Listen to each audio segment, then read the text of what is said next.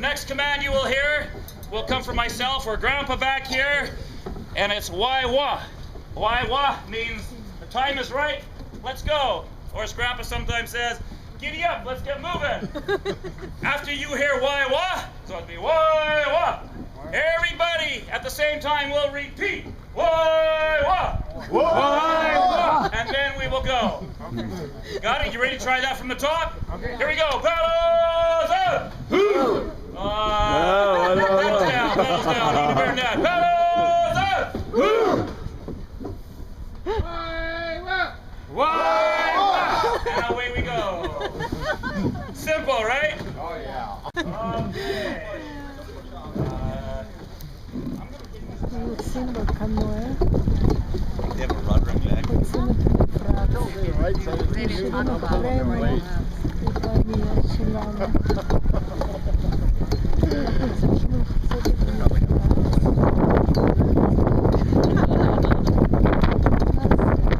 That's pretty sad. Paddles down. Paddles down. Let's try that again. Paddles up. Wai-wa. Wai-wa.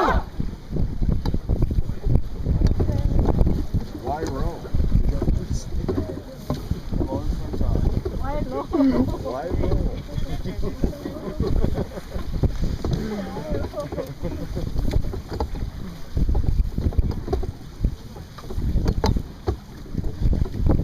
Okay, the boat's turning left. Someone, your side needs to pull its weight.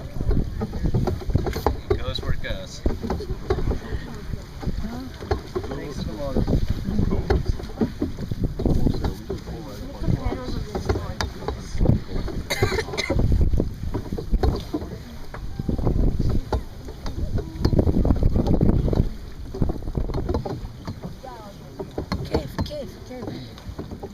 מבושקה, My pallet נועה, powers that is. שאתה בקנו, קנו ענק, No, it's not my והיא pallet. לבד מפעילה אותו. כל הכבוד, מבושקה.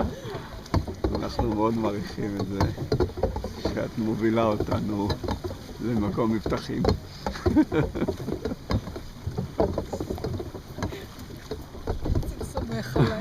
לא כל כך, אבל...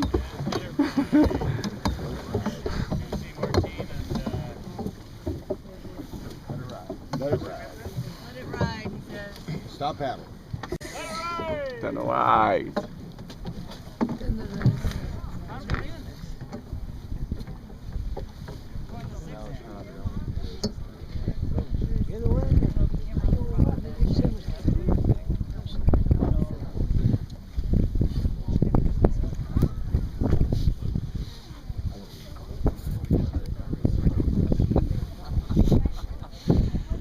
Okay, good work, team. So we're having technical difficulties with our new PEA system. Good thing we have a backup here. So we're going to be landing in a few moments here. As I mentioned, we are traveling in traditional Tsimshian territory. Just before I go on, Susie, Martine, and Darlene, if you can help, just keep the canoe, if we need to, just keep it into the wind, okay, with draws and pries. So we're in traditional Tsimshian territory, and it's very important that we honor some of the traditional ways of the people of this land and water. We're fortunate to have a couple of highly respected Tsimshian elders as a part of our excursion. So as visitors, we don't make the assumption that we can just go onto somebody's traditional land without properly asking permission. So in a few moments when we get closer to shore, we will be asking for permission, which means that Grandpa back here will be speaking his language to Grandma on shore, who's a highly respected matriarch, and they will be speaking in their language, after which Grandpa will interpret what they were saying. If Grandma grants us permission to come to shore, which I really hope she does, so make sure you all have a big smile on your faces.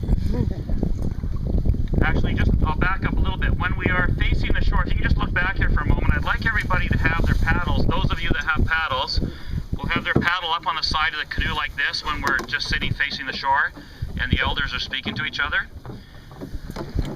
Once we're granted permission to come to shore, we need to back the canoe out a little ways and spin the canoe around 180 degrees, and we'll be backing the canoe into shore. And again, this is following protocol that's been in place for many, many, many hundreds of years. Backing the canoe into shore is a sign that we're coming in peace and that nobody in our craft has any. Put up your hand if you're from another country. What country are you from? Israel. Israel. England. Israel. Wonderful. Israel. South Korea. Okay. Israel. Korea and England. Anywhere else? Israel. Israel. Yes. Fantastic. China. Oh, Israel also. Israel and South Korea. China. Wonderful. China. China? So China? New Zealand. New Zealand. Oh. Were you being a little shy there? New Zealand, China, Israel, South Korea. You got that, Grandpa? So, again, once we're granted permission to go to shore, we spin the canoe around, we'll back the canoe into shore. Thank you. You are traveling first class. Can you bring the plank? הולכים ביער, אדמה של אינדיאנים. יער פשוט לא רגיל. עצים לא רגילים.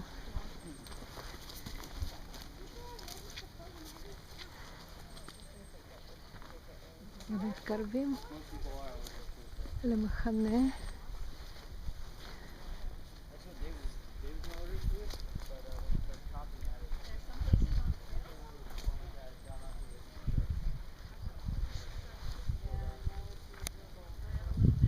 כאן יש נהר, או מפרץ, לא יודעת מה.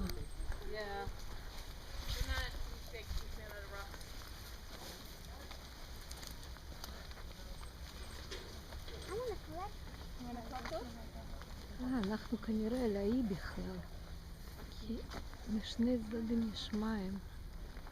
And the people who spent time over here, the ancestors of Grandma and Grandpa and Susie. So these are three respected Tsimshian people here. Grandma and Grandpa are widely respected Tsimshian elders who are well known throughout the north coast here and throughout British Columbia. They are elders who continually seek to be involved in their communities. I come from the community of Labs. That's Fort Simpson.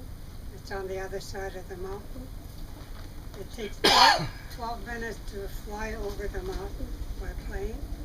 It takes 2 hours to go around by boat. It takes 40 minutes by ferry to the inland. So it's quite a ways away. So I'd like to welcome you to this land. And this setting is the way I grew up. I remember as a child growing up in outdoors like this. We had cabins in different areas. We travel in different seasons. In the summertime, we're over on the islands that you have passed coming from Katipan. In the summer, we go to my hometown on that side to get seaweed. Then in the fall, we go up in the rivers to smoke our salmon. In the wintertime, we go up the mountains to trap. My father was a trapper, a fisherman, and a good hunter. And I was learning all that when we moved from my village to Prince Rupert. So I can't say I can do that much anymore, but I was learning at the time, and I really enjoyed my childhood because our life is like this. It's open and it's so much happiness. Looking back, you would say that kind of life was a hard life. There's no corner stores. There's really nothing. It was the beginning, I guess. So you had to harvest food in different seasons. We had no fridges. We had to dry things or salt them. So moving to Prince Rupert, it was a different life for me. I had to adapt to the change. I had to adapt to be indoors most of the time. I don't know, but I did adapt to that life.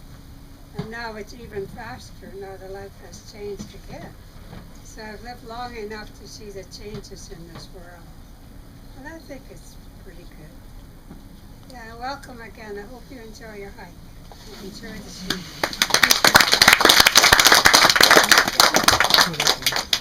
Well, before I carry on a bit here, when I see somebody tumble like I did there, I was just practicing my roll. And usually when you tumble like that, you go to a store, buy a box of apples and a box of oranges, pass it around to people. My in-laws or my people would do that for me to show respect that the people have witnessed and elder. The advent of the fur trade, you know, they could not improve on the design of the canoe. And as we know our North American history, the canoes were used for transporting goods for hundreds and hundreds of years. Those were the super tankers and the highway trucks of the day from 200, 300, 400, 500, 600 years ago. And you know, people talk about the First Nation cultures as being primitive cultures, but in fact very, very advanced. And especially on the west coast here, because of such abundance of the food sources and the wood resources and the animals and the land, there was a lot of time to develop a lot of the cultural history. And so when you have an imagination, or when you have an image of West Coast native culture, you think of the totem poles and all the paintings and carvings. That's because the area here was so rich in resources, lots of time to then develop cultural lore, stories, long winter nights, and ideas flourish.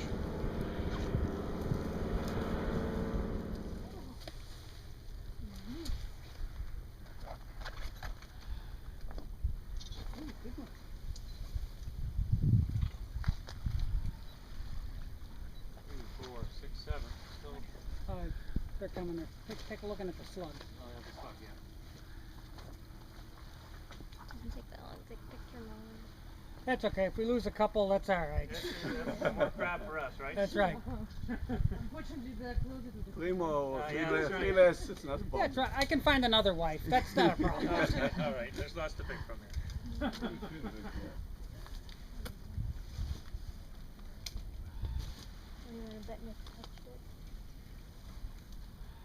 Does anybody know what these large leaf plants are? No. Elephant. No, it's called a skunkweed. Skunkweed. It has in the spring, a large yellow leaf-looking flower, and it does smell like a skunk. You know, very stinky, very, very aromatic.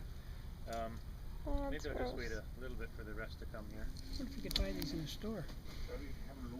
What people do, what happens in winter time.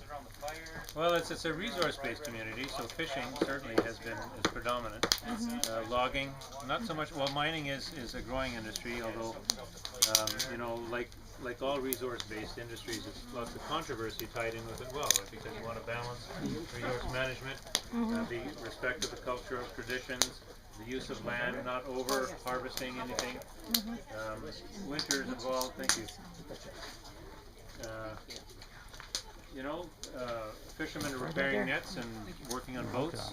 Loggers are actually more so harvesting in the winter because it's actually easier to harvest in the winter than it is. זה סמל אינדיאני, כמו ברוקי מאונטינס, ראינו אותם בכל הפסגות, וכאן זה ביער הגשם שהיינו, והיה ממש מקסים. הקרבים היו טעימים מאוד, והכל היה נהדר, פשוט נהדר. Hey, paddles down. You say that. Cowley's Crusaders, prepare to salute. 1, 2. Don't be shy here, okay? Cowley's Crusaders rock. 3. Cowley's Crusaders rock!